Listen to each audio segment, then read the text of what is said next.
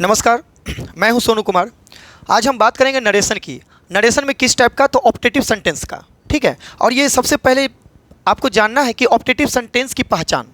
अगर आप optative sentence की पहचान अगर कर लिए तो आपका इससे जुड़ी हुई जो भी सेंटेंस रहेंगे, जो भी डायरेक्ट से इनडायरेक्ट कहेगा बनाने के लिए, तो आप आराम से बना सकते हैं। ठीक है, सबसे पहले जान लीजिए ऑप्टेटिव की सेंटेंस की पहचान कैसे करें। तो देखिए, डबल इन्वर्टेड कॉमा के अंदर ज़्यादातर ऑप्टेटिव सेंटेंस जो होता है मे से प्रारंभ होता है। मे नज़र आएगा, उसके बाद सीधे सब्जेक्ट नज़र आएगा, उसके बाद मेन वर्ब का पहला, और उसके बाद ऑब्जेक्ट, उसके बाद लास्ट में एक उल्टा आई के जैसा एक्सक्लामेशन साइन रहेगा। समझ लीजिए कि ये क्या है, एक ऑप्टेटिव सेंटेंस है।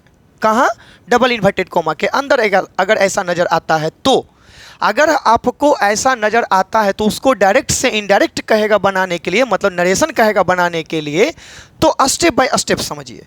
पहला स्टेप क्या करना है कि जो रिपोर्टिंग वर्ब है, जैसे कि रिपोर्टिंग वर्ब से या सेज। अब ये रिपोर्टिंग वर्ब कहाँ है, तो जरा यहाँ से देखिए, आपका ये पहला क्वेश्चन है।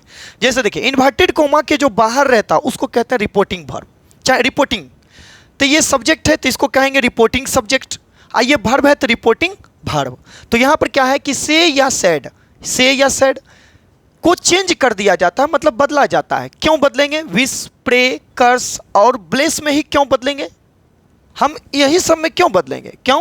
क्योंकि ऑप्टेटिव सेंटेंस से इच्छा का बोध होता है, प्रार्थना का बोध होता है, अभिशाप का बोध होता है, आशीर्वाद का बोध होता है। इसीलिए अगर यदि आपको उस ऑप्टेटिव सेंटेंस से अगर यदि इच्छा, अभिशाप, प्रार्थना, आशीर्वाद का बोध होता है तो हम उस चीज़ में हम कन्वर्ट करेंगे। जैसे कि देखिएगा, मे गॉड ब्लेस यू, मतलब भगवान तुम्हें आशीर्वाद दे, मतलब कि हम क्या कर रहे हैं, भगवान से प्रार्थना कर रहे हैं। ठीक है, किसके लिए? तुम्हारे लिए। तो ऐसी स्थिति में ये प्रार्थना कर रहे हैं, तो प्रार्थना करना का मीनिंग प्रे होता है। प्रार्थना करना का मीनिंग क्या होता है? प्रे। तो रिपोर्टेड स्पीच का जो वाक्य का अर्थ है उसी के अनुसार ये रिपोर्टिंग वर्ब चेंज होता है। आपको क्या याद रखना है कि अगर डायरेक्ट से इनडायरेक्ट बना रहे हैं तो रिपोर्टिंग का सब्जेक्ट और रिपोर्टिंग का ऑब्जेक्ट तो ऐसे हालांकि यहाँ नहीं है, लेकिन अगर रहेगा तो आप चेंज नहीं कीजिएगा। ठीक है, पहला नियम कि रिपोर्टिंग का सब्जेक्ट और ऑब्जेक्ट चेंज नहीं होता है, तो हम यहाँ पर चेंज नहीं करेंगे। यहाँ पर क्या है कि स्टेप बाय स्टेप क्या है कि से या सेड अगर रहता है तो अगर इच्छा का बोध होता है तो विश का प्रयोग, अगर प्रार्थना का बोध होता है तो प्रे का प्रयोग, और अभिशाप का बोध होता है तो कर्स का प्रयोग, आशीर्वाद का बोध होता है तो ब्लेस का प्रयोग। ये ऐसा हम करेंगे। तो चलिए हम वो करते हैं। तो सबसे पहले ही है तो ही कर दिए। अच्छा, ये सैड है तो ये हम बोले थे ना कि से या सैड चेंज होता है, तो किसके अनुसार?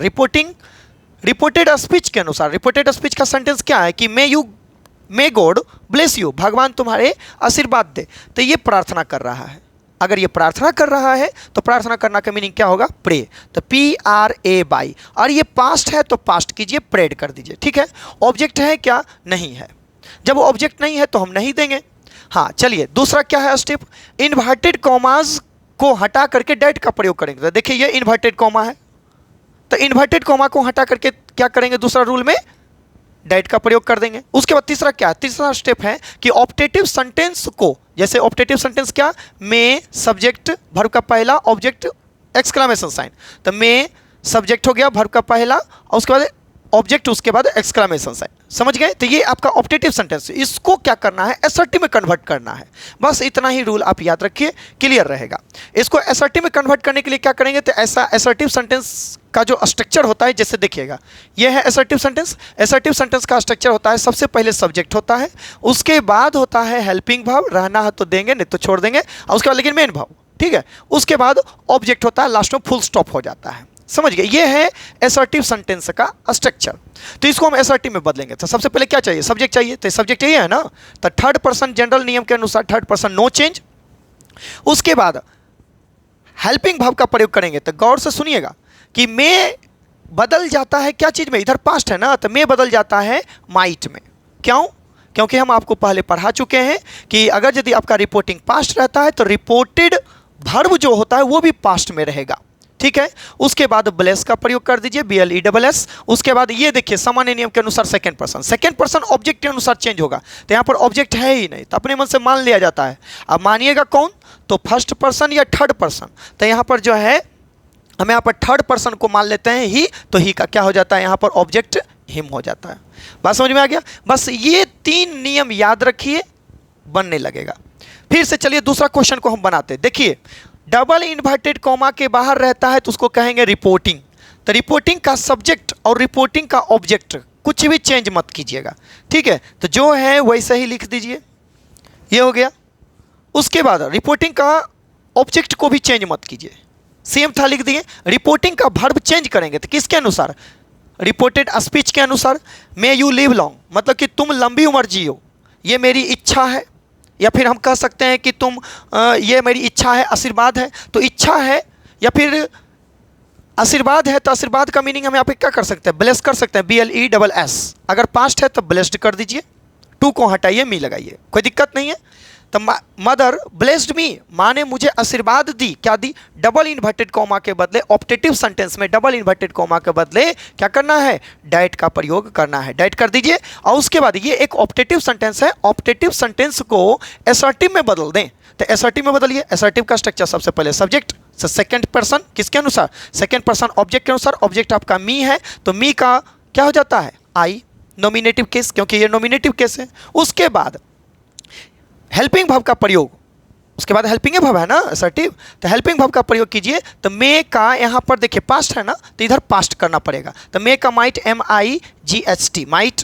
उसके बाद लीव लॉन्ग, वर्ब का पहला, उसके बाद लॉन्ग। इस तरह के जो है, इस तरह से आपके ऑप्टेटिव सेंटेंस बनने शुरू हो जाएंगे। आपको क्या करना है कि बस ये 3 स्टेप याद रखना है। क्या?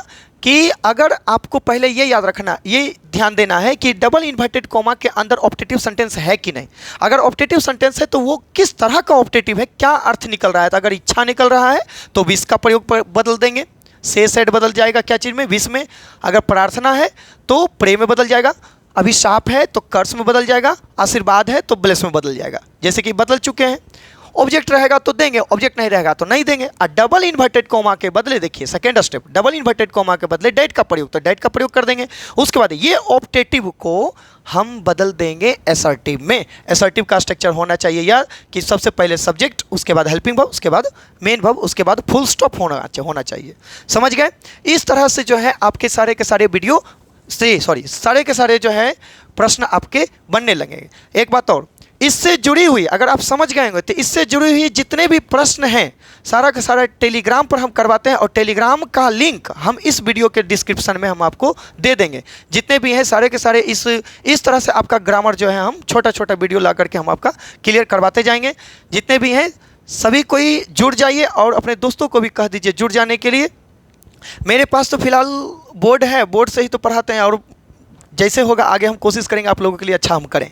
ठीक है, धन्यवाद। अगर वीडियो अगर अच्छा लगता है तो लाइक और सब्सक्राइब जरूर कर दीजिए।